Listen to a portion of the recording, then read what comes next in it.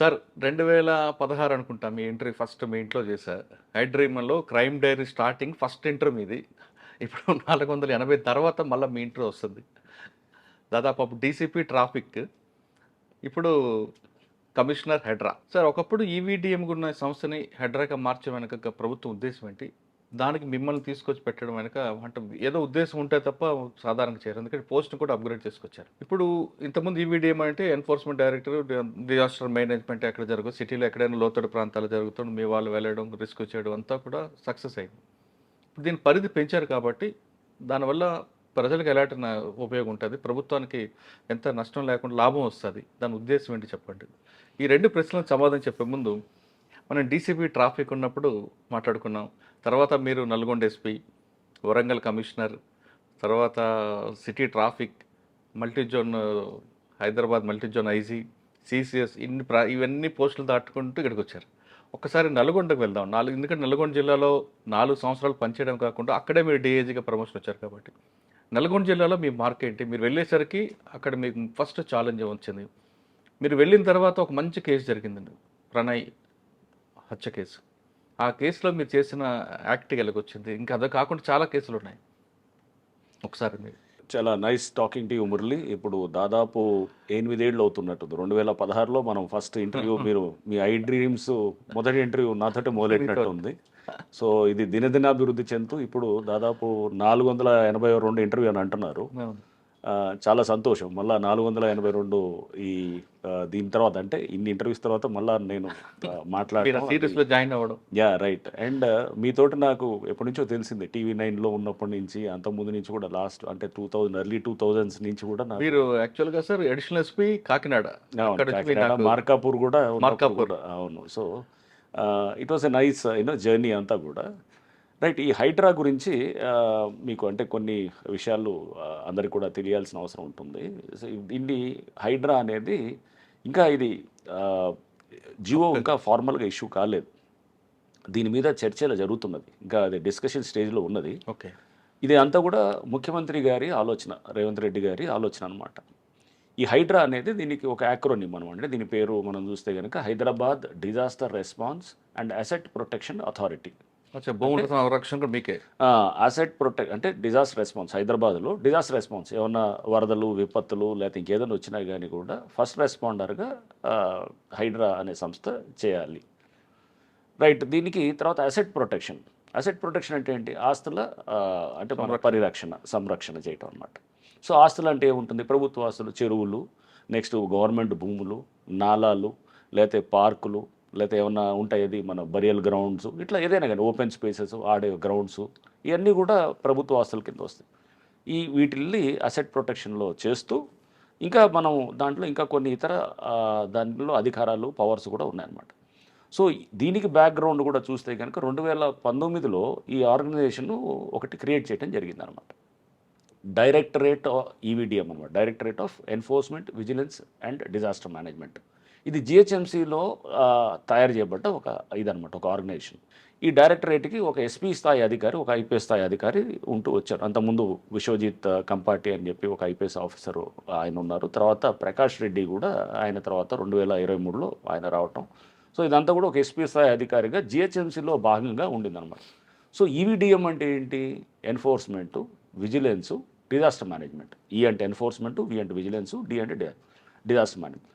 Enforcement అంటే ఏం చేస్తారు?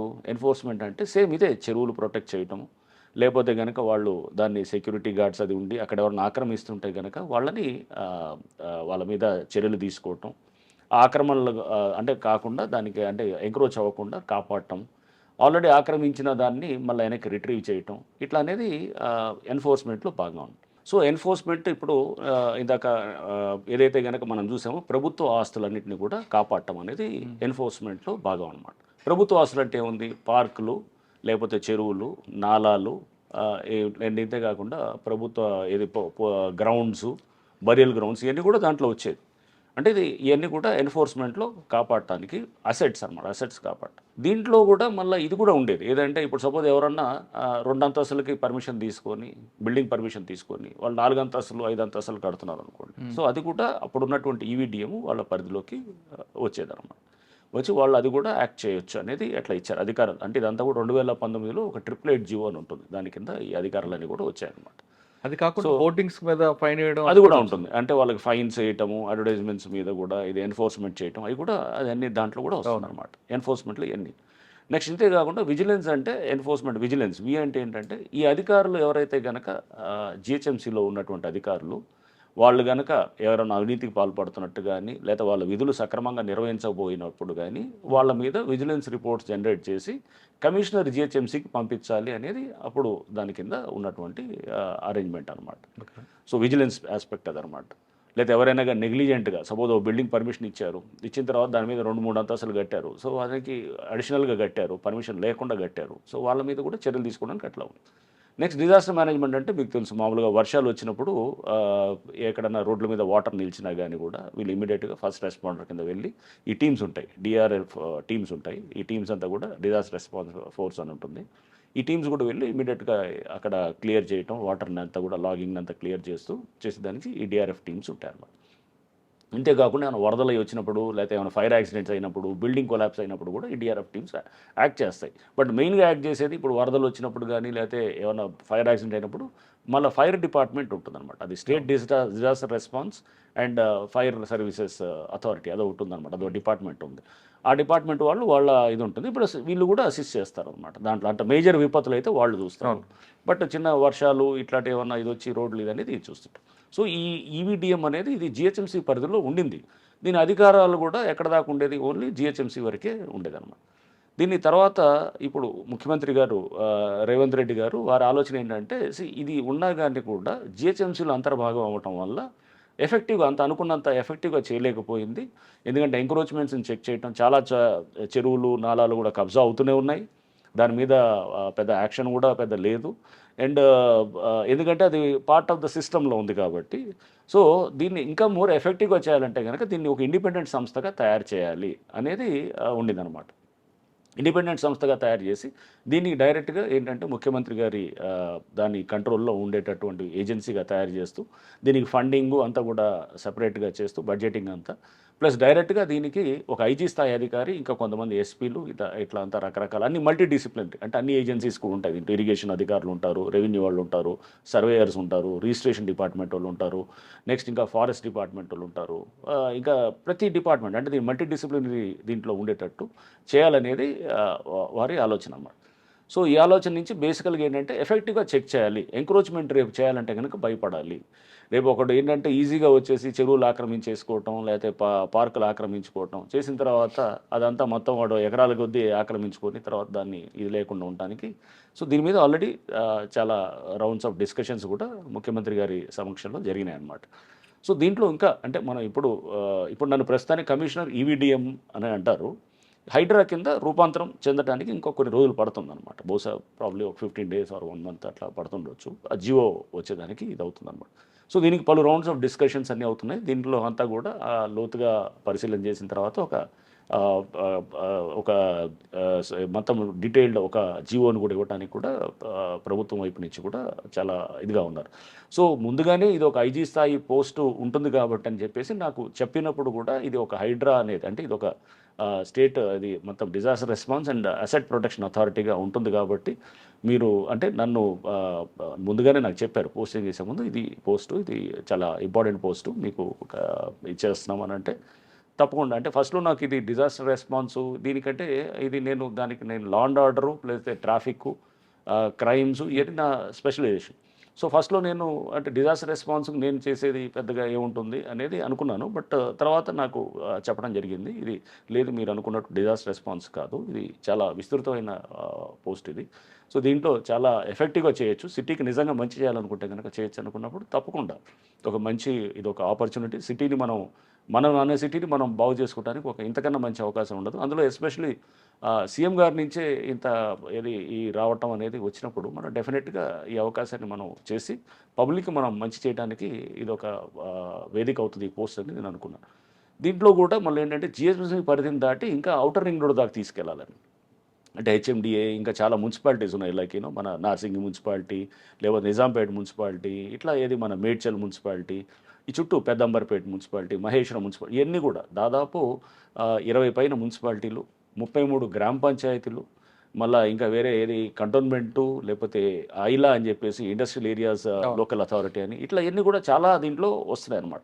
వచ్చేసి ఇప్పుడు ఉన్నటువంటి జిహెచ్ఎంసీ పరిధి 650 చదరపు కిలోమీటర్లు అయితే, దీన్ని ఇప్పుడు 2050 చదరపు కిలోమీటర్లు కంటే దాదాపు 3 రెట్లు పెరుగుతుందన్నమాట దీని పరిధి. పెరిగి దీన్ని అంటే విస్తృతమైన ఇది అధికారాలు ఇచ్చి ఎఫెక్టివ్గా చేయాలనేది ఉంది. సో ఇది ఇంకా చర్చల స్టేజ్లో జరుగుతుంది అనమాట. చర్చల స్టేజ్ జరుగుతుంది. ముఖ్యమంత్రి గారు అయితే చాలా స్పష్టంగా ఉన్నారు. రేపు ఎంక్రోచ్మెంట్లు చేయాలన్నా ఆల్రెడీ, లేకపోతే ఎవడన్నా ఇది చేయాలంటే కనుక రేపు అతనికి భయపడే పరిస్థితి ఉండాలి అనేది ఫస్ట్ వరి. రేపు ఎంక్రోచ్ చేయాలంటే ఎవడన్నా గవర్నమెంట్ భూములు ఆక్రమించుకోవాలంటే రేపు అతనికి చట్టపరంగా మనం అతన్ని నివారించేటట్టు ఉండాలి. రేపు ఆ భయం అనేది చేసేవాళ్ళు అట్లాంటి ఎవరైతే చట్టాన్ని చేతులు తీసుకునే వాళ్ళకి ఉండాలి. రెండోది, ఆల్రెడీ ఎంక్రోచ్ చేసిన వాళ్ళు ఎవరు ఉంటే కనుక వాళ్ళని కూడా మనం ఏంటంటే వాళ్ళని చూసి మనం ఎక్కడెక్కడ చేసినారో అక్కడ అన్నింటి చెరువులు, ఎస్పెషల్లీ చెరువులు కాపాడుకోవటం. ఎందుకంటే అది ఎన్వైరన్మెంటల్, దానివల్ల వచ్చేటువంటి దానికి చాలా ఎన్వైరన్మెంటల్ ఇష్యూస్ కూడా ముడిపడి ఉన్నాయి కాబట్టి, చెరువులు, నాలాలు ఇవన్నీ కూడా, ఈ పార్కులు ఇవన్నీ ఉన్నాయి కాబట్టి వాటిని ఇమీడియట్గా మనం దాన్ని చేయడానికి ఒక దీర్ఘకాలిక ప్రణాళికతోటి మనం జాగ్రత్తగా లీగల్ ఇష్యూస్ వస్తుంటాయి, కోర్టు మ్యాటర్స్ వస్తుంటాయి, ఇవన్నిటిని కూడా చేసుకొని పోవాలనేది వారి ఆలోచన అన్నమాట.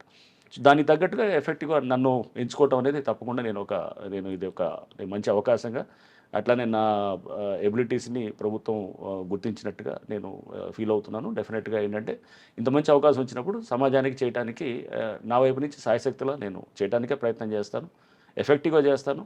రేపు ఎవరైనా కానీ ఆల్రెడీ నేను చెప్పాను, చిన్న చిన్న వాళ్ళ మీద పోయేదానికన్నా పెద్దవాళ్ళు, షార్క్స్ ఉంటారు, ల్యాండ్ షార్క్స్ ఉంటారు, ల్యాండ్ గ్రాబర్స్ ఉంటారు, వాళ్ళని పెద్దవాళ్ళతోటి ముందు మనం టార్గెట్ చేస్తే కనుక వ్యవస్థ అనే దాని మీద నమ్మకం వస్తుంది అనమాట ఫస్ట్. అంతేగాని చిన్నవాళ్ళ మీద ఏదో నాలాసు ఆక్యుపై చేశారని ఏదో మామూలుగా ఉంటారు, 50 గజాలు 60 గజాలు ఆక్యుపై చేసినోడు, షెడ్ కట్టుకున్నాడు, పేదోళ్ళు వాళ్ళ మీద పోతే కనుక అలా కాదు.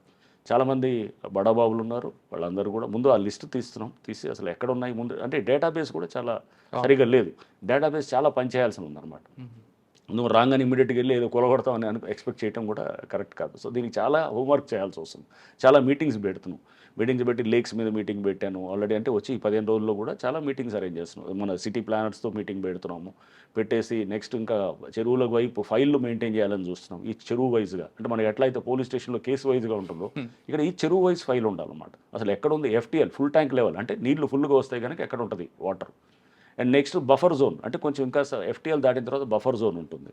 సో ఈ FTLలో యాక్చువల్గా ఏది కట్టకూడదు, FTLలో కానీ బఫర్ జోన్లో కానీ ఏం కట్టకూడదు. బట్ చాలా చోట్ల FTL కాదు, చెరువులో పూర్తి చేసిన పరిస్థితులు ఉన్నాయి, నాలాలు పూర్తి. సో చాలా పెద్ద ఇది ఉంటుంది దీంట్లో, ఎందుకంటే చాలా కోర్టు లిటిగేషన్స్ కూడా ఉంటాయి. సో అందుకు చాలా స్ట్రాంగ్ లీగల్ టీం పెట్టాలి, చాలా కన్విక్షన్ తోటి పనిచేసేవాళ్ళు. అంటే రేపు చాలా అంటే ఇది మన సమాజాన్ని బాగు చేసుకోవడానికి మనం ఇంతకన్నా మంచి అవకాశం ఉండదు అనుకునేటటువంటి వాళ్ళతోటి హైదరాబాద్ని వల్ల మనం జాగ్రత్తగా చేసుకోవాలి. లేదా ముందు ఏమవుతుందంటే ఈ నాలాలు ఇవన్నీ పోవటం, ఆక్రమించుకోవటంతో మనకి అంతా వరదలు వస్తాయి కనుక మనం చూసాం, చిన్నపాటి వర్షం వచ్చినా కానీ కూడా మొత్తం ఇది జరుగుతుందన్నమాట. ఇది మొత్తం వాటర్ లాగింగ్ అయిపోతుంది. చెరువులు లేవు, నీళ్లు పోవడానికి చెరువులు అన్నీ పూడ్చిపోయినాయి. నెక్స్ట్ ఎటు పోవాలి, ఆ నీళ్ళంతా మన హైదరాబాద్ సిటీలో నిలుస్తాయి అన్నమాట. సింపుల్. అంటే ఇప్పుడు చేయాల్సింది కూడా దీంట్లో పెద్ద మనం అంటే మేము ఏదో దీన్ని మొత్తం రూపురేఖలు మార్చేస్తాం హైదరాబాద్ అనేది నేను అంత ప్రగల్భాలు ఏం మాట్లాడను. సింపుల్ థింగ్స్ చేయాల్సినవి కొన్ని ఉన్నాయి. సింపుల్ థింగ్స్ ఏం చేయొచ్చు, వర్షం పడ్డప్పుడు మేము ఉదాహరణకు కొన్ని వర్షం పడటానికి ఇంకో గుంతలు ఉంటాయి, ఏది మన క్యాచ్ పిట్స్ అంటాం. వచ్చిన ఫస్ట్ 4-5 రోజులు క్యాచ్ పిట్స్ ఇన్స్పెక్ట్ చేసాం. ఆ క్యాచ్ పిట్స్లో అంతా మట్టి నిలిచిపోయింది అనమాట, మట్టిని పూడ్చిపోయింది మొత్తం. క్యాచ్ పిట్స్ అంతా మట్టితోటి ఉంది. లైక్ పెద్ద water logging points like Madhapur junction, లేకపోతే బయోడైవర్సిటీ జంక్షను, పెద్ద జంక్షన్స్లో ఎక్కడైతే నీళ్ళు ఎప్పుడు నిలుస్తాయో అక్కడ పూర్తిగా మట్టితోటి నిలిచిపోయినాయి అనమాట. నిలిచిపోయి పైప్ లైన్స్, అంటే ఒక క్యాచ్ పిట్ నుంచి ఇంకో క్యాచ్ పిట్, ఇక్కడ వాటర్ తింటే ఇప్పుడు దాంట్లో వెళ్తుంది అంతా కూడా డ్రైన్ అవుట్ అవుతుంది. అక్కడి నుంచి ఇంకో వెళ్ళాలంటే కూడా ఇంకో ఆ పైప్ కూడా మొత్తం పూడ్చిపోయింది అనమాట సిల్ట్ తోటి. అంటే వచ్చిన మట్టితోటి పూడ్చిపోయి ఆ పేపరు చెత్త చెదరం అంతా వచ్చి మొత్తం దాంతో పూడ్చేస్తుంది.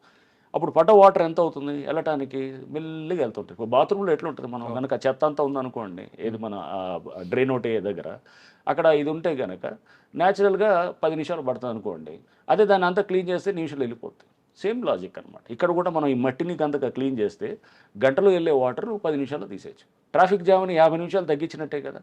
సో నేను ట్రాఫిక్లో కూడా 4.5 ఏళ్ళు పనిచేసే కాబట్టి నాకు తెలిసి ఎంత ఎఫెక్ట్ ఉంటుంది అనేది. అప్పుడు నేను చెక్ చేసేవాడిని, వెళ్ళి ఈ క్యాచ్ బిట్లని చెక్ చేస్తుండేవాడిని. చెక్ చేసి అప్పుడు క్వశ్చన్ చేసేవాడు ఇలా మున్సిపాలిటీస్ వాళ్ళని అప్పుడు అనేది. సో అంటే దీన్ని చిన్న చిన్న మనం పెద్ద పైప్ లైన్లు మార్చేసి నాలాలంతా మనం పెద్ద వైడైన్ చేసేసి పెద్ద పెద్ద చేసేదానికన్నా ముందు మన చేతిలో ఉన్న చిన్న చిన్న వాటిని కరెక్ట్ చేస్తే కనుక పని చేయించాలి అక్కడ. ఫస్ట్ అక్కడ ఉన్నటువంటి సిల్ట్ తీసే వాళ్ళతో పని చేయించాలి. అక్కడ ఇచ్చినటువంటి కాంట్రాక్టర్స్ ఎవరైతే ఉన్నారో వాళ్ళు పని చేయాలి. వాళ్ళు టెండర్ డాక్యుమెంట్స్ కూడా చూసినప్పుడు వాళ్ళు క్లియర్గా సిల్ట్ తీయాలని ఉంది. మరి ఎందుకు తీయట్లేదు అంటే పని చేయించలేదు. వాళ్ళతో పని చేయిస్తే కనుక ముందు సగం ప్రాబ్లమ్ సాల్వ్ అవుతాయి అన్నమాట. సో ఈ చిన్న చిన్న వాటిల్ని ముందు మనం చేస్తూ బాధ్యత పెంచాలన్నమాట. సో ముఖ్యమంత్రి గారి ఆలోచన కూడా ఏంటంటే అకౌంటబిలిటీ మనం ఫిక్స్ చేసేటట్టు చేయాలని.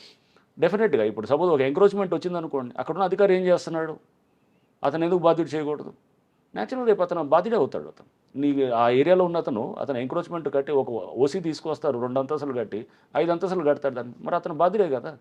తెలిసినప్పుడు కొలగొట్టాలి కదా, ఎందుకు కొలగొట్టలేదు అంటే చూసి దూరినట్టు ఎందుకు పోతున్నావు? డెఫినెట్గా అది నెగ్లిజెన్స్ అని ఉండాలి, అది కనైవెన్స్ అని ఉండాలి, అట్లనే తీసుకుంటాను. సో ఇవన్నీ కూడా అంటే విజిలెన్స్ యాంగిల్లో కూడా పవర్స్ ఇవ్వాలనేది కూడా ఉంది, ఆల్రెడీ ఉన్నాయి ఈవీడిఎంలో ఆ పవర్స్ ఉన్నాయి. దాన్ని ఇంకా స్ట్రాంగ్గా ఇవ్వాలనేది సీఎం గారి ఆలోచన. ఇంకా ఏంటంటే బహుశా ఒక పోలీస్ స్టేషన్ కూడా క్రియేట్ చేయాలనేది మొత్తం దీని అన్నిటికీ ఇది నిన్న చర్చించినప్పుడు కూడా అంటే ఇదంతా చర్చ స్టేజ్లో ఉన్నాయి. సో బహుశా త్వరలో ఒక కార్యరూపం చేస్తుంది. బట్ ముఖ్యమంత్రి గారు అయితే చాలా స్పష్టంగా ఉన్నారు, మనం కమ్ వాట్ మే దీన్ని మనం చెక్ చేయాలి. ఈ గ్రాబింగ్లు, ఈ ఎంక్రోచ్మెంట్స్ ఇదంతా చెక్ చేయకపోతే హైదరాబాద్ ముందు కూడా మనం చూసాం, మనం బాంబే వర్షాలు వస్తే ఎట్లా అయింది, బెంగళూరు వస్తే ఎట్లా అయింది, ఇదంతా ఆ పరిస్థితి వచ్చేసి రేపు మొత్తానికి ఇక్కడ వ్యవస్థలన్నీ మొత్తం ఇదైపోయి సిటీ అంతా అతలాకుతలం అయిపోయి ఆ పరిస్థితి రాకూడదు. ఎందుకంటే ఇప్పుడు మనం ఇంకా ఆల్ ద మోర్ ఇప్పుడు అవసరం గ్రీన్ హౌస్ ఎఫెక్ట్ తోటి, గ్లోబల్ వార్మింగ్ తోటి, దీంతో వర్షాలు కూడా మనకి చాలా క్లైమాటిక్ ప్యాటర్న్స్ చాలా చేంజ్ అయిపోయి క్లైమాటిక్ ప్యాటర్న్స్ చేంజ్ అవడంతో ఇప్పుడు మన ఇంటెన్సిటీ ఆఫ్ ప్రెసిపిటేషన్ సడన్గా పెరిగిపోతుంది. ఇప్పుడు 10 సెంటీమీటర్స్ వస్తున్నాయి అన్నమాట. హైదరాబాద్ 2 సెంటీమీటర్స్ 3 సెంటీమీటర్స్ తీసుకోవడానికి ఉండేటటువంటిది ఇంతకుముందు మనకి ఏంటంటే ఒక స్లో అంటే మామూలు చాలా స్టడీ రెయిన్ఫాల్ ఉండేదానికి ఇప్పుడు ఇంటెన్సివ్ ప్రెసిపిటేషన్ అన్నమాట. సడన్గా ఒక గంటలో పడిపోతాం. పడ్డప్పుడు ఆల్ ద మోర్ చాలా మన దగ్గర ఈ సిస్టమ్స్ కొంచెం జాగ్రత్తగా ఉండాలన్నమాట. అంటే ఇది దీనికి సంబంధించి చెరువుల్లోకి నీళ్ళు వెళ్ళి నిలిచేటటువంటి పరిస్థితి ఉండాలి, నాలాసు తీయాలి. సో తీసేటప్పుడు ముందు మనము చాలా జాగ్రత్తగా ఒక స్ట్రాటజీ ప్రకారం చేయాలి. ఊరిని ఏదో తొందరపడి మనం ఏదో చేయటం అనేది కాకుండా చాలా ఒక స్పష్టమైన కార్యాచరణతో పోవాలన్నమాట.